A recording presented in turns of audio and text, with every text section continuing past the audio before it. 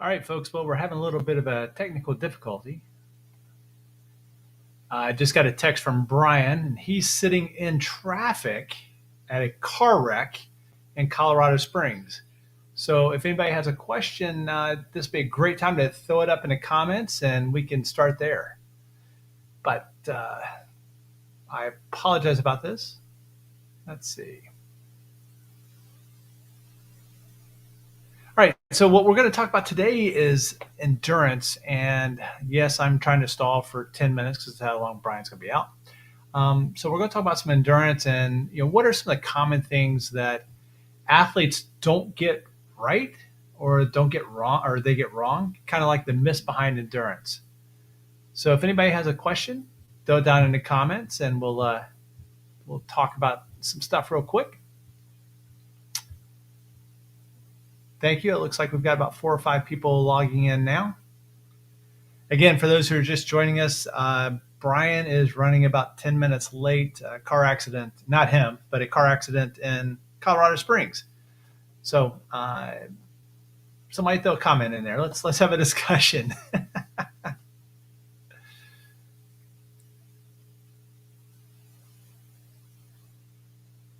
Nothing yet.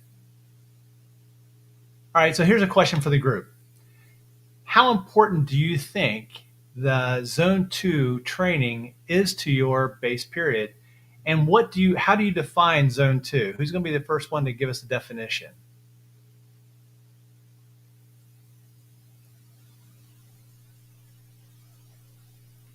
All right, I guess I will go ahead.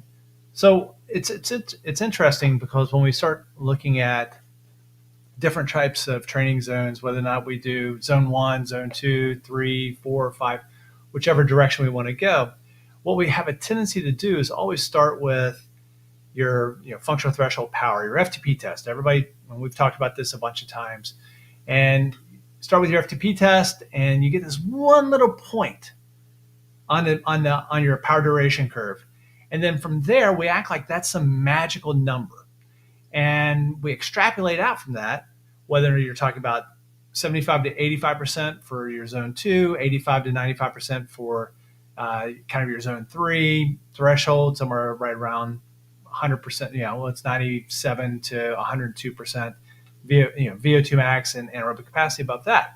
So we've got this little magical number, and then we try to extrapolate back. So is anybody on here that's listening, have they ever tried to marry up their zone 2 power with their zone 2 heart rate? How close does that come? Does it remotely come even very close at all? And in most cases, the answer is no, just because of the physiological nature of that. So what happens is that our zone 2 power is just a consistent number. We look at that just from, yeah, exactly, not even close.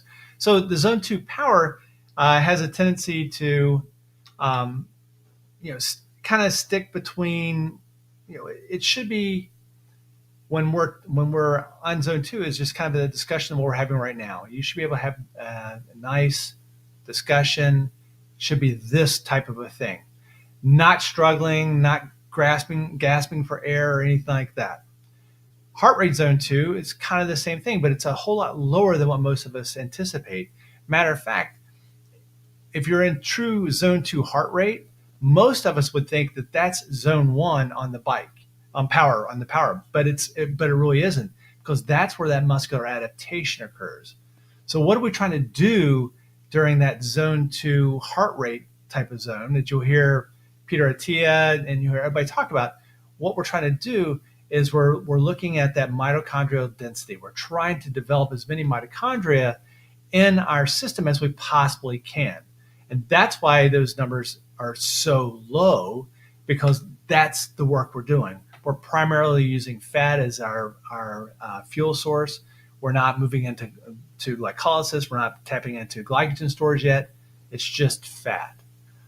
So that's kind of where zone 2 and power, zone 2 heart rate kind of start to mismatch a little bit. So does that mean that when you go out and do a zone 2 ride, that it's worthless? By no means whatsoever, because that's when you're actually getting that best adaptation. is when those nice, long, slow rides. So, anybody got questions? Come on, guys. We got 7 minutes till Brian's going to get on online. Someone help me. Throw me a bone. All right. So, what's anybody's preferred functional threshold power testing mechanism? Anybody? I feel like I'm on, Bueller. All right. So there's a couple different ways that you can test your functional threshold power. One of the ones that's most prevalent is the 20-minute power test. And so you take 20 minutes of whatever the maximal sustained power you can do for 20 minutes, take 95% of that, and then that's considered your FTP. Another one is your ramp test.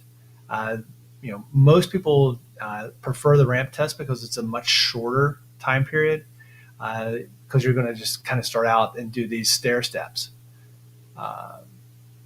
So when you do the stair steps, what happens is you have a lot of anaerobic capacity, or you have a lot of anaerobic contribution. And when you have that, then you really don't get a true understanding of what your aerobic capacity is when you're talking about that threshold. So a little easier, not quite as accurate. Joe Friel would tell you that you need to go out and get on the bike and ride for an hour. And that the average power you can do for that hour is probably close to your threshold. That's kind of the older technology, because now we have time to exhaustion, which is the amount of time you can spend at a steady state close to your threshold. And for most athletes, it's going to go somewhere between 30 and 45 minutes. All right, so we got a question up here. Zone 2 training, ride in TP or HR? So I'm thinking that you mean so how are we defining TP? Is that training peaks or power? Personally, I think that if you can, Zone 2 training is probably a little bit better off when we're actually talking about that's kind of I think Scott, I think we're a little off subject here. But more than happy to answer that at some point in time. But when we're talking about power or heart rate, for Zone 2, if you're going out and doing a ride in which you're using your heart rate as a way of determining kind of your limits, how high do you want to go, then you can train with power. But if you're like on Training Peaks Virtual or Zwift or something like that, I honestly think that training to a heart rate actually might be a better methodology than training to your power. I hope that answers it, Inglewood. But there's a couple different, so talking about that, one of the things that I will do is a way to kind of test where you're at today is if you can use like Training Peaks Virtual, or if you have a nice flat road or something like that, is to go out and try to maintain a low VT1 heart rate. So if you think about your heart rate, when it starts to go up, that first ventral threshold 1, that's the point in time in which your body starts to change the metabolism, and you're going your metabolic adaptation. You're going from burning fat to more carbohydrates, and that's when you're kind of switching from that very, very low intensity to more of a moderate intensity. That's VT1. So if you can stay right below VT1 and go for about an hour and a half, and then take what that average power is. So let's say for myself, let's say I'm going to go ride at 130 heart rate for an hour and a half. I'm going to do a Training Peaks Virtual where it's nice and flat and I can really kind of hold my heart rate. Or if I live someplace where there's a flat road or a flat area, I can try to maintain. So I'll take that and I'll write down that average power. Let's say that average power is 170 watts. Then after going through a full base period, 12, 16 weeks, then do the exact same test. Now what you want to do is still hold the exact same heart rate, still trying to hold 130, take the average power this time, and that average power will change if you've done base correctly. So I'll go from 170 to 180. So a 10-watt change at the exact same amount of heart rate. So that shows good adaptation, aerobic adaptation. Let's see. Yep. So that answers that. And Brian's almost there. Any other questions? We'll get into a little bit further about this.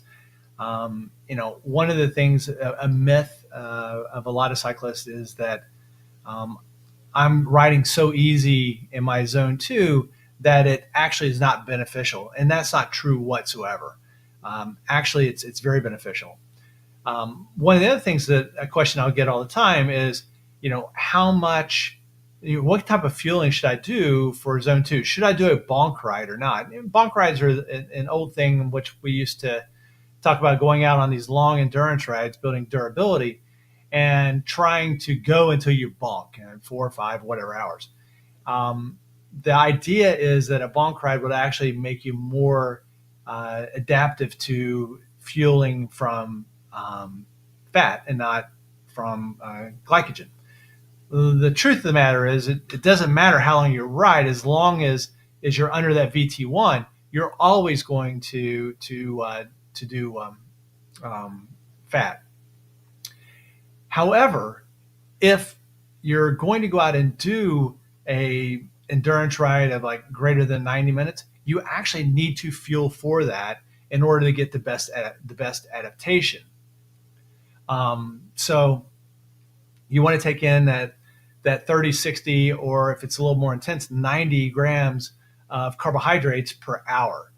The old school was 30 grams. Then we kind of moved up to 90, or I'm sorry, to 60. And now you can even see where if you have good muscle tolerance, or you get good tolerance from a gastric issue, if your stomach will tolerate it, then going up to 90 grams actually is a preferable carbohydrate load if you're doing more intense. All right, so we got us a question. If someone skips zone 2 stuff now, how does it impact performance in the summer? That's a great question, because one of the things that I'll get all the time is, can you use high intensity more, as a substitute for zone 2? The answer is no. And that's why a lot of like Trainer Roads, some of the Zwift programs, any of the AI focused type of training plans kind of gets wrong, because they're thinking of everybody as being a time crunch cyclist. So because of the time crunched, they're trying to do like 45-minute workouts. And if you're going to do 45-minute workouts, then mentally you're thinking, oh, it's got to be high intensity in order for it to be beneficial. So you don't get that good zone 2. So the question, if someone skips zone 2 stuff now, how does it impact performance? Well, if you think about it this way, think about zone 2 as a foundation of your house.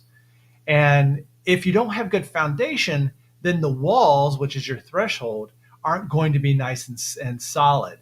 The roof is your VO2 max. So if you have a weak foundation, then you're going to have a hard time building that threshold. And then if you have a hard time with your threshold, you have issues with VO2 max. So and that's a great point, that zone 2 is not just for the base, or it's just not for the winter. It's just not for early spring. Depending on what your race schedule or your training schedule is, you may do a base type of phase twice or 3 times in a year, because of how fundamental and foundational that zone 2 work is before you move on to other work. So it kind of just sets a stage, allowing for that sweet spot, threshold, VO2 max, and anaerobic capacity type of work. Thank you for the question. Anybody else got another one?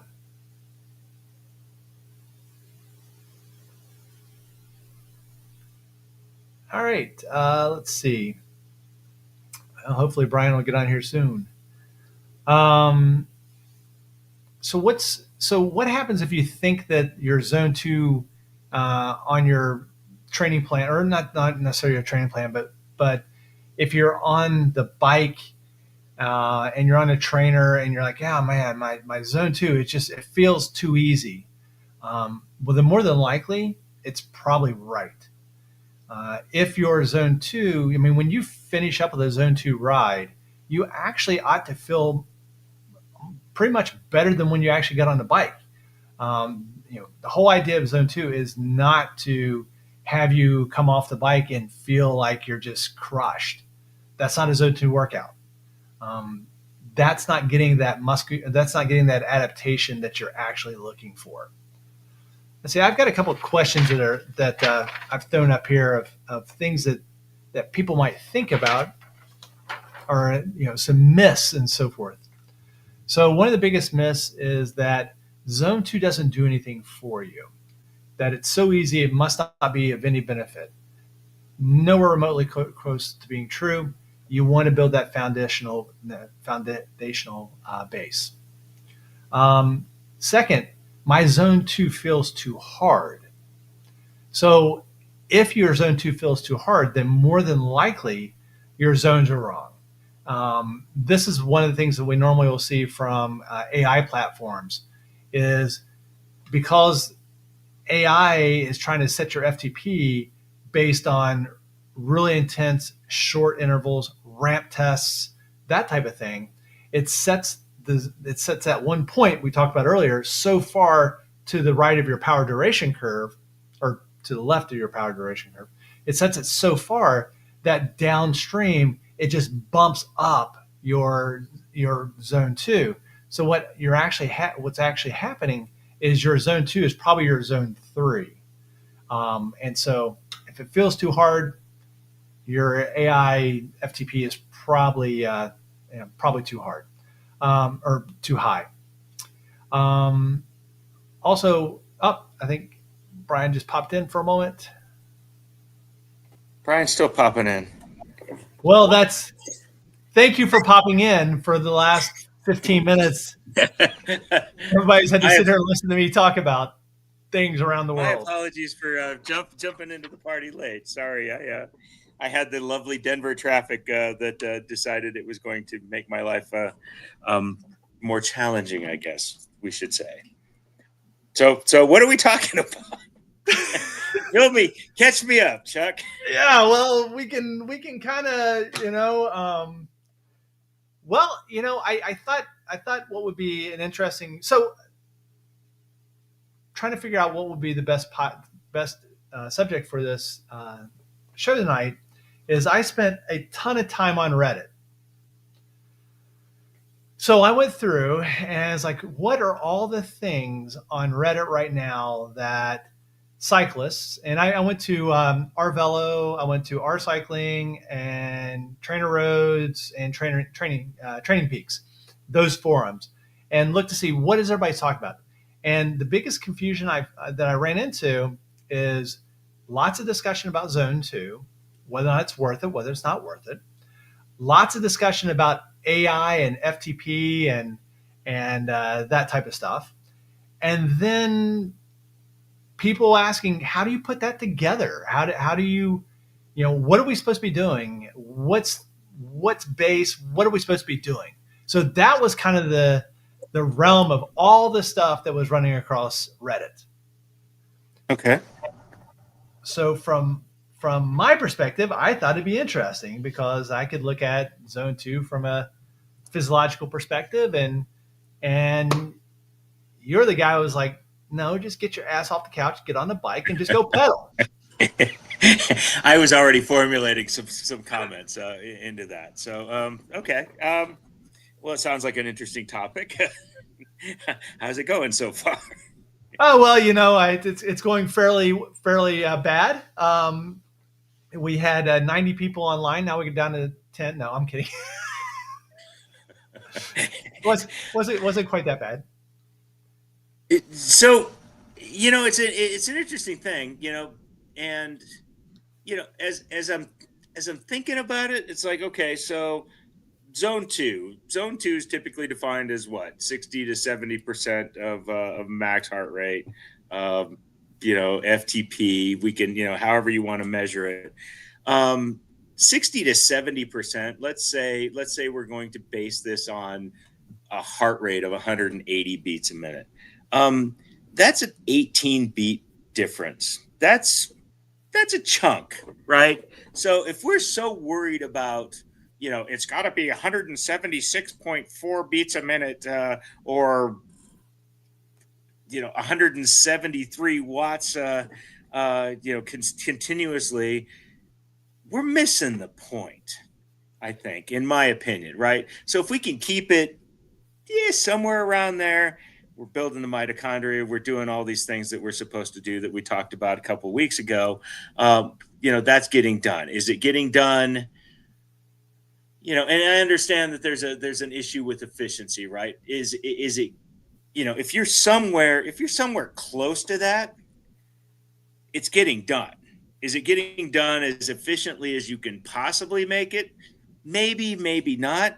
But there's no freaking AI program that's going to tell you that, because the only way you're actually going to know that is to crawl into a lab, get a bunch of blood draw, see where threshold is, see where all of these things are.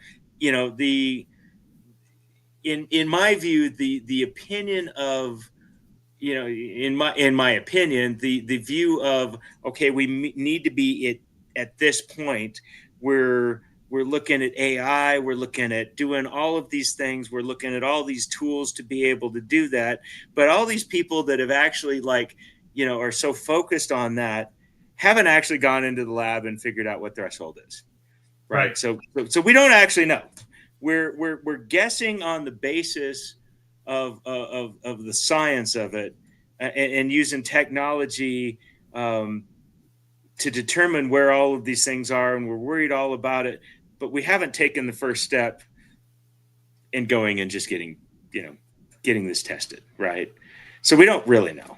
Um, and and the reality of it is, in my opinion, again, um, like you said, I'm kind of old school with some of this stuff. I appreciate the science, I appreciate the physiology behind all of these things, but at the end of the day, you know, if you don't feel like you're working hard enough, work harder. You have to evaluate where you are as a cyclist, right? What is the objective? What is the goal? What are we trying to accomplish here? Are we trying to go faster in a time trial? Cool, we can worry about all kinds of FTP stuff. Me, I'm not trying to go faster in a time trial. I'm just trying to go really, really, really, really fast for a very brief period of time. So my approach to that is going to be completely different. We get caught up in this, well, Pogachar's does zone two for like 12 hours a day. It's like, okay, cool. That seems to be working for Pogachar. But we seem to lose track of the fact that some of those things don't work for, I mean, what works Right. for you doesn't necessarily work for me. Right. So you have to evaluate this stuff, and you have to be flexible enough with it to consider this stuff. If you're not riding that time trial fast enough, then you need to adjust that quote unquote zone two, and the stuff you're doing, you need to adjust it. This is where, oh, I'm sorry, I was just going to No, no, say, go this is ahead. where a coach comes in, as opposed to AI, because anybody can tell you something, and as long as it's going right, it's all good. When it goes south is when you need somebody that actually understands what's going on and can evaluate it and troubleshoot it and fix it. AI is not going to be able to do that, not for the No, next and that 10 was one years of the anyway. points. Yeah, that's one of the points that I was making earlier before you came on, is that you know when you look at AI training plans, they are making the assumption that you are a time crunched athlete, that you can only do a 45-minute, a 1 hour workout per day. And a 45-minute or 1 hour workout in zone two doesn't do anything for you. I mean, it does very, very minor. Sure. Zone two, to actually get that mitochondrial density, to get that aerobic efficiency, it takes an hour and a half to 2.5, 3 hours. And you're not going to get an AI program that's writing a 3 hour Sunday ride. And one of the things that you'll put on my training plan sometimes is like a Sunday coffee ride for 2 hours. That's actually a perfect zone two ride because you can go along, you can have a conversation like you and I are having, but your heart rate is not sitting down at 90. It is sitting at 115, something like that, somewhere 115, 130. So you're actually getting that adaptation. And I think that's one of the things that people kind of miss out on is they don't realize that those easier rides actually are where the benefits at. It's not you can't it's oh hell. I mean, you and I grew up with all no pain no gain. It's a complete bullshit. I mean, Right. it might be true in some circumstances, but not all circumstances. I mean, it was like, what was it, Talladega Nights? If you ain't first, you're last. That's the stupidest thing I've ever heard. You can be third, fourth, fifth, and it's the same thing with no Sure. pain, no Sure. gain. There is points in times in which you have that benefit. But I think the thing that you and I would agree on is, yeah, there is that down the road, later parts of the phases that sprinters and time trialists and have differently. But that foundational, that base period during once, twice, maybe three times in a season, that you actually have to build that foundation so you can do those 1,500, 1,600 watt efforts that you do. Sure. Well, and I think it comes down to trusting the process, right? I mean, we're all in that zone two mode right now, right? I mean, we're all building base fitness, recovering base fitness, building base fitness. That's kind of the focus this time of year for, I'd say, most of us, certainly. You know, but you have to trust the process, right? It's okay to go out on a 3 hour ride and BS and be able to have a conversation and talk about stupid crap. And, because 3 hours takes 3 hours, Right. it's a psychologically beneficial thing to be able to talk with your riding buddy, while you're doing that. Right. I'm kind of a believer that the middle stuff is the stuff that you have to worry about. You get too stuck in the middle stuff. You have the zone two easy stuff, and zone two is supposed to be easy. It's not supposed to be particularly strenuous, particularly taxing, particularly, it's a vanilla ride. You go in and you're riding your bike. You're going out and just riding your bike. It's the middle stuff that concerns me. It's the obsession with that middle stuff that we get trapped into. It's either, in my view, it's either really hard or it's really easy. At least in the world I live in. And I think I think that's where the benefit lies. Right, you get all the benefit from the easy long aerobic days.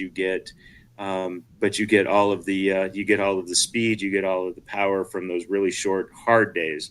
I don't know that there's a lot of particular usefulness in the mediocre days. To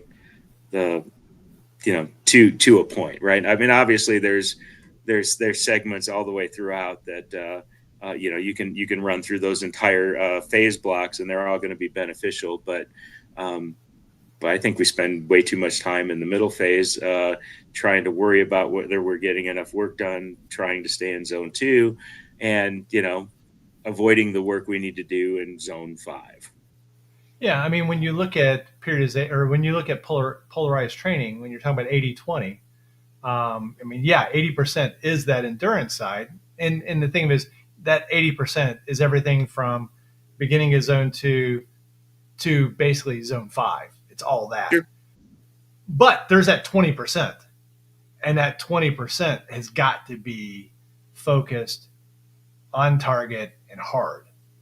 Yeah, It can't, blood out of your eyeballs kind of stuff. right. It Sure. cannot be just, you know, I had an athlete who actually had it. He's like, oh, my CTL's 150, but I'm getting blown off the back of a Cat 5 race. And I'm like, yeah, it just doesn't make any sense. So looking at his CTL, it was 150. He had just retired from the Navy as a captain, and he was doing 6 or 7 hours of just these long, slow days. Okay. And Sure. his 80/20 was 99/1. Yep. And Yeah. that one was simply going between stop signs. And that's why he had phenomenal. I mean, he could have done a Grand Fondo out the Yang, but even a Cat 5 race, he just couldn't hang because as soon as it got intense, he was gone. So, Well, you know, and I think that's the point people tend to miss is that, you know, so in my world, you know, I'm a match sprinter, right? You know, I do 20, 30 second efforts. That's the entire world, you know, that we live in, right? You know, and it's okay, so that's where the primary focus eventually, after you build that base and you build that VO2 and you build all those things, you know, previous to full out, you know, ATP, no, we're going to go, you know, super high intensity, uh, crawl out of the velodrome sort of things. Um, but I think we lose touch of, you know, evaluating what a race is, right? I mean, a time trial is in on paper relatively simple. You know, park it at you know, if it's a 40K time trial, park it at determined FTP, and you're pretty well set, right? And I'm oversimplifying a lot of this stuff, but you have to evaluate if I'm a crit racer. Well, you know, 5 hours of training late in the season after I've already developed that mitochondria, after I've already developed that aerobic capacity. Um, yeah, cool. I can do race across America. I could do a Grand Fondo. I could do all of this stuff, but I can't go 30 miles an hour, roll into a corner, get out of the saddle, and punch it back out of every corner I do for the next 75 minutes because I haven't worked on that system. You know, look at the system you're trying to work within, right? If you're you know you somebody that's doing crits, well, you're going to have to be punchy, and you're going to have to work on that punchiness. And how are you going to work on that punchiness? You know, it's not spending 5 hours on a bike. It's working on that punchiness. right. Some of that stuff needs to be, you know, and we get so obsessed with, you know, back to Pogachar, right? Okay, so he's going to do a 4 hour zone two ride, and that's the big deal. And everybody's riding 155 cranks now, and all of that stuff.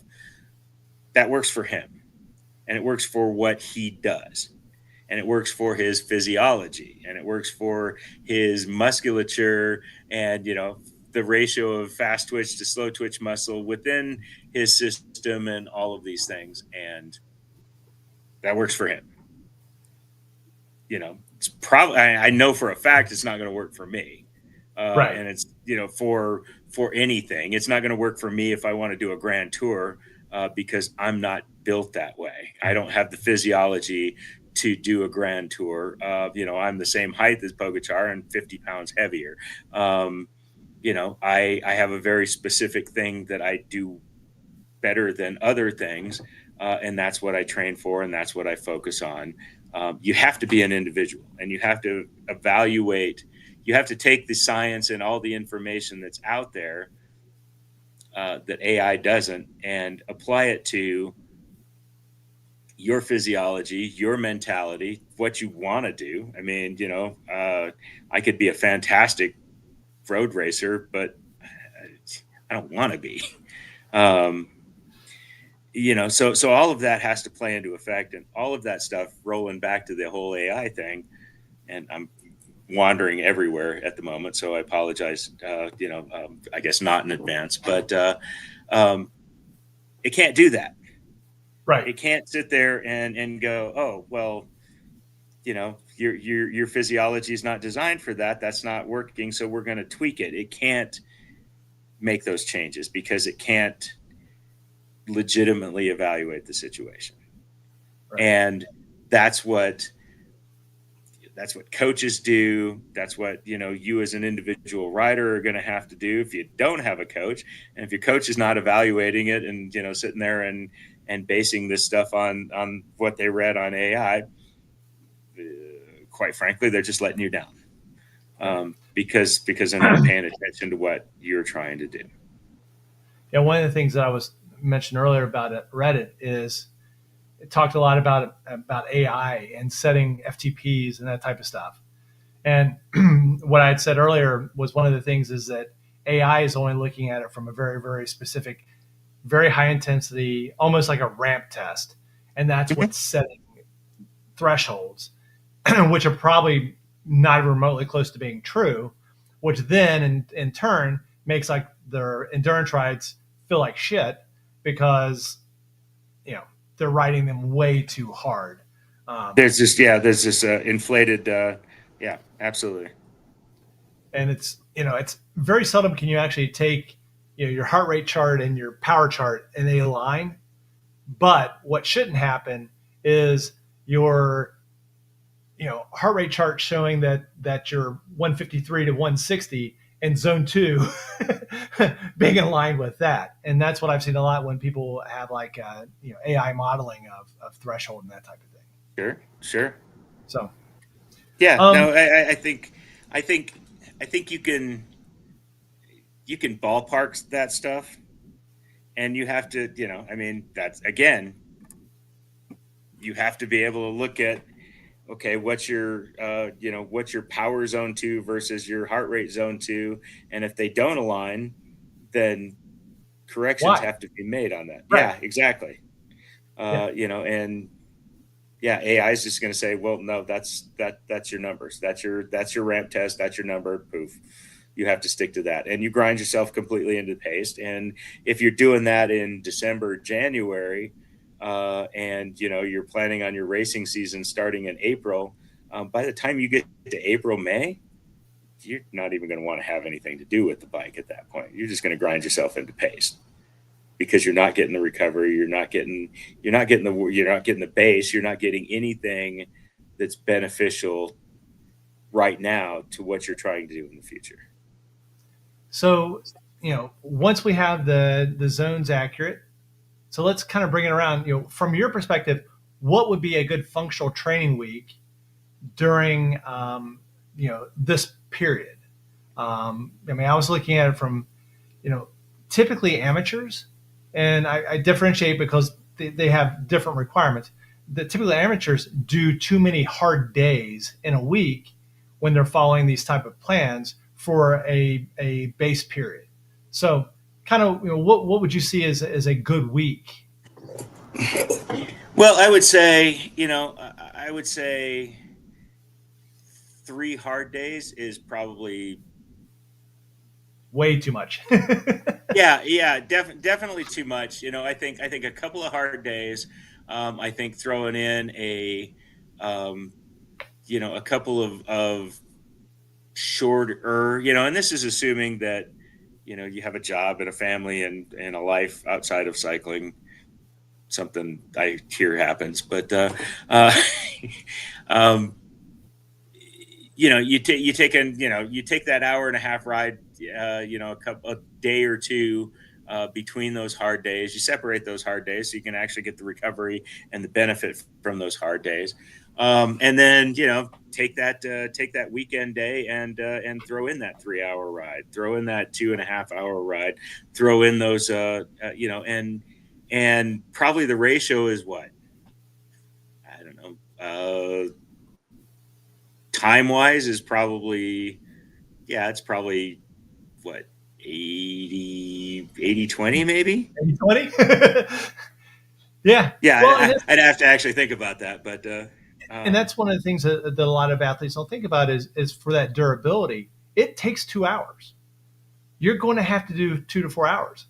And if you've basically told yourself I'm not going to ride outside, you've got to do 2 to 4 hours on a trainer because you've got to build that durability. Yep. So, kind of the back of the napkin that I had is 1 to 2 days of higher intensity, and 2 days minimal of aerobic development, and then 1 day of durability development. Is kind Sure. of like Yeah. the minimals.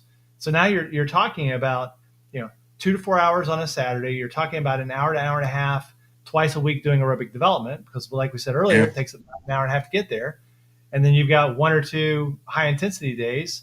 Now you're not doing 60 minutes of high intensity. You're doing 60 minutes, and you're doing you know 5 times 3 minutes, so you're doing 15 minutes of high intensity. But Right.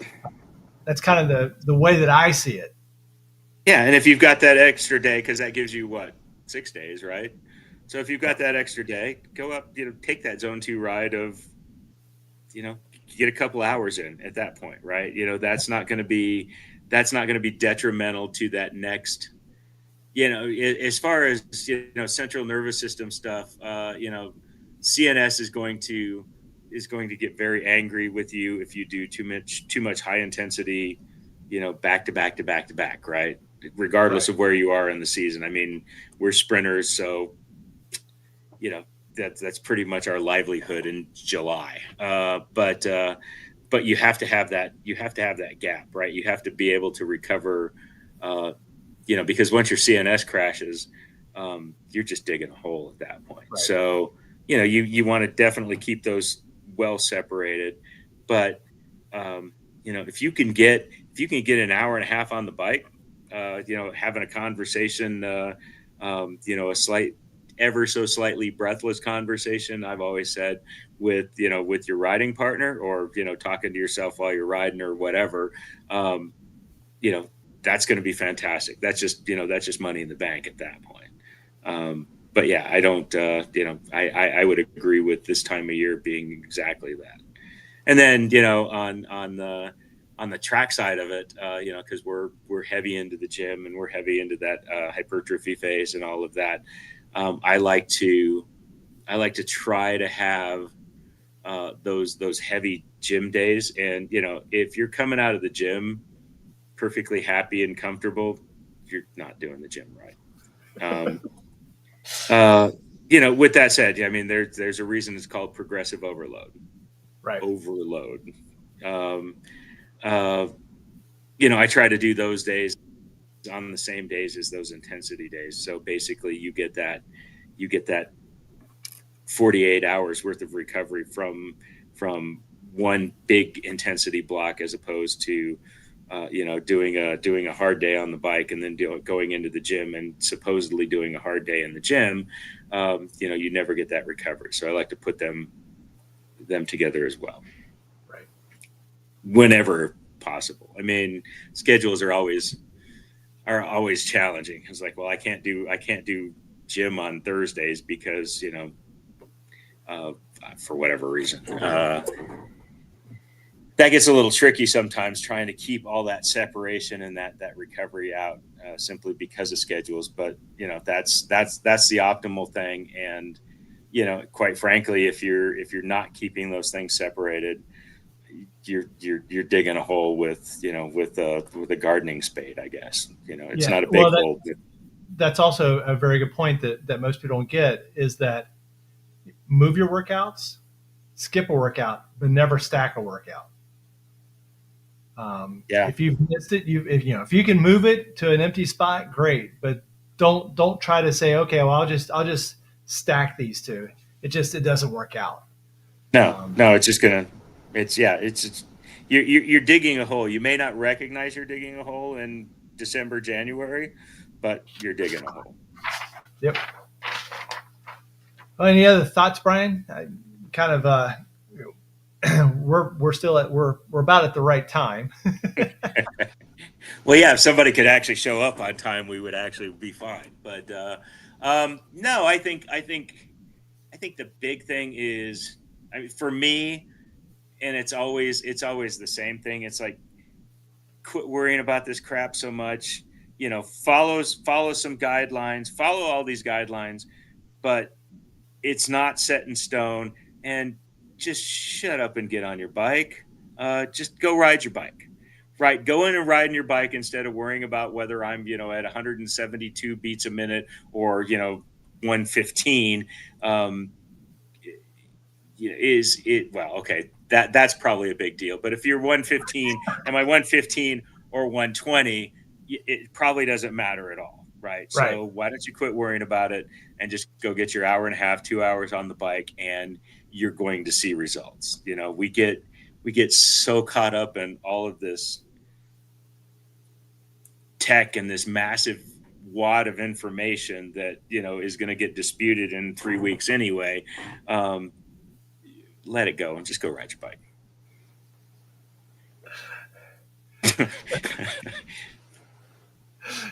I had a note that I said that, that the one that you would be talking about is like, if you're spending more than 20 minutes on tech, just turn the tech off and go ride your bike. Yeah, yeah, go. I'm getting a little too predictable here, I guess. What did I have? If you're spending more time fixing the trainer than riding it, just ride your damn bike. The fitness comes from pedaling, not sticking with tech. I'm almost sure that's got to be an exact quote at some point, really. All right, guys. Hey, for everybody who stuck in with me the first 15 minutes, thank you very much. If if you've got any thoughts of a show, just throw it down in the comments, and we'll do a mailbag show at some point in time. Yeah, that should So be fun. Definitely throw those comments and ideas in, and yeah, that would be that's always fun. yeah, so if anybody has any questions for Brian, that's where he can be grabbed. And then if you got any questions for me, I can be grabbed there. There we go. So let's see. Next Thursday is what? Yeah. So next Thursday is the 19th. We'll do or the 18th. So we'll do one next Thursday. Then we'll be off for Christmas and then back on. Sounds like a So plan. Sounds like a thank. plan, and I promise not to be late next week. So Well, I'll control the just stuff I'll you just can stay at control. home. All right, Brian. Thanks, guys, and we'll talk to you next time. Thank you, Chuck. Y'all take care. We'll talk to you soon.